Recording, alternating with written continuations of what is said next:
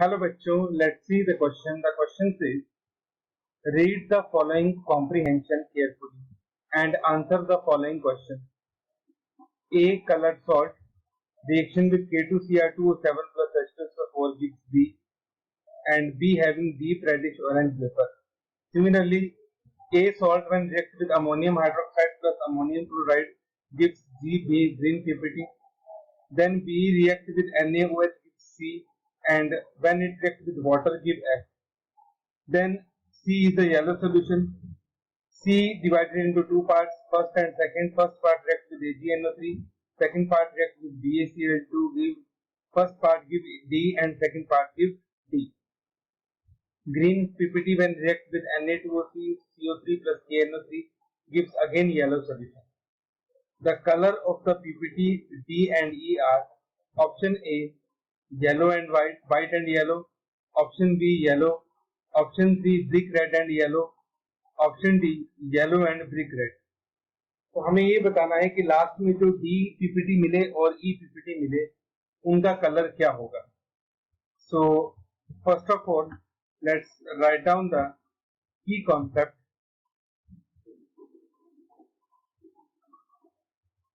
And the key concept is chromyl chloride test. Chromyl chloride test के basis पे हम इस पूरी इक्वेशन को सॉल्व करेंगे.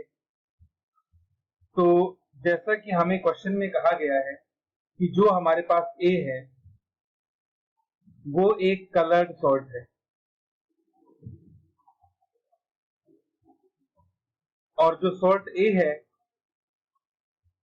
वो जब रिएक्ट करता है K2Cr2O7 के साथ in the presence of H2SO4 तो हमें डीप ऑरेंज कलर के पीपीटी मिलते हैं.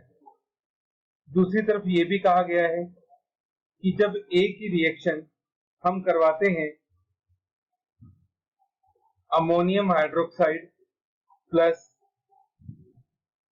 NH4Cl के साथ तब हमारे पास बनता है वहां पे ग्रीन पीपीटी.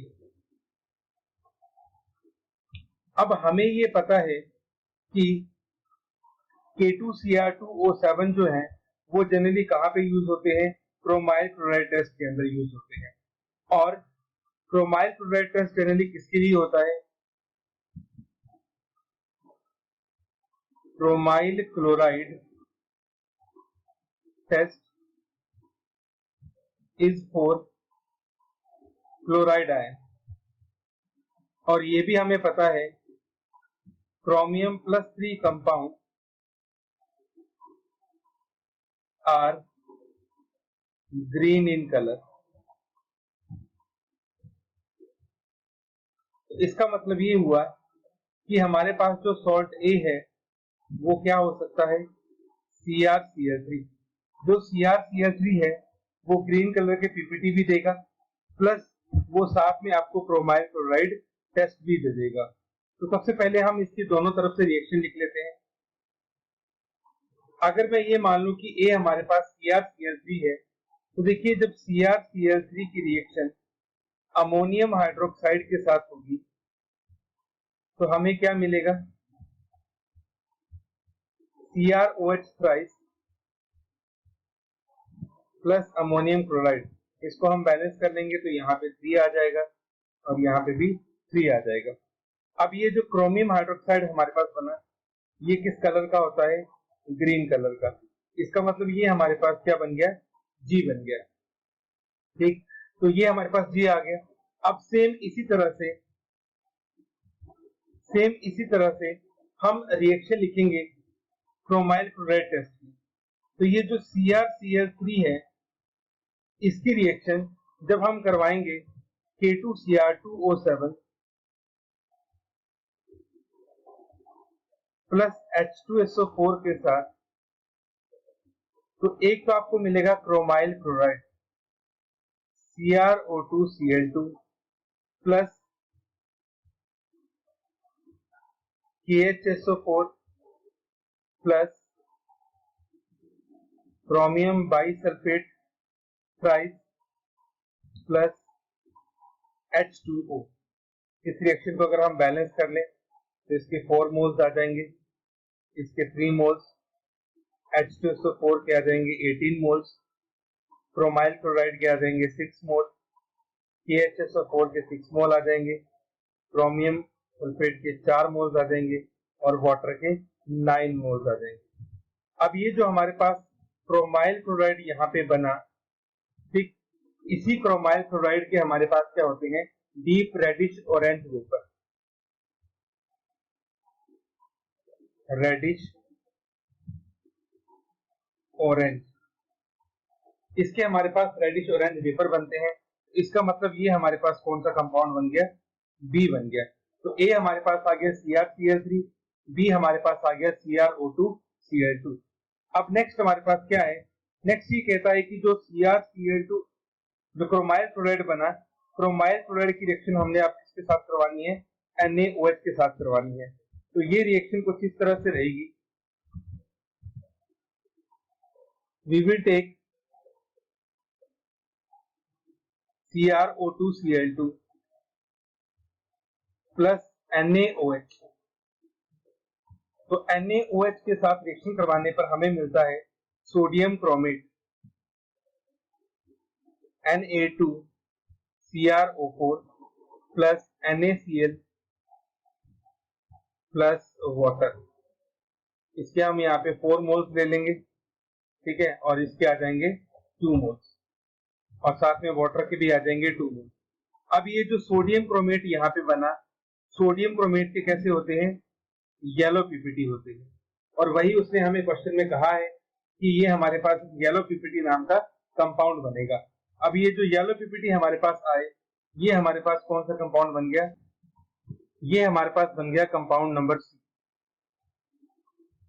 ठीक। अब नेक्स्ट ये बोला गया कि जो कंपाउंड नंबर C है उसको फिर 2 पार्ट में डिवाइड किया गया। जो पहला पार्ट है उसकी रिएक्शन तो करवाई गई AgNO3 के साथ और दूसरे पार्ट की रिएक्शन करवाई गई है BaCl2 के साथ। तो सबसे पहले हम देखते हैं कि जो Na2CrO4 है इसकी रिएक्शन AgNO3 के साथ किस तरह से होगी। तो AgNO3 के साथ जब इसकी रिएक्शन होगी तो उस केस में वो हमारे पास कुछ इस तरह से बनेगा। एक तो हमारे पास बनेगा AgCr Ag2CrO4 प्लस NaNO3, इसके 2 मोल्स कर लेंगे तो इसके भी 2 मोल्स बन जाएंगे।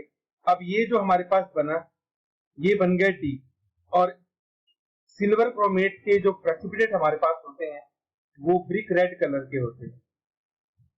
तो इसका मतलब D हमारे पास कौन से कलर का आ गया, ब्रिक रेड कलर का आ गया। सिमिलरली जब हम सोडियम क्रोमेट की रिएक्शन करवाएंगे BaCl2 के साथ,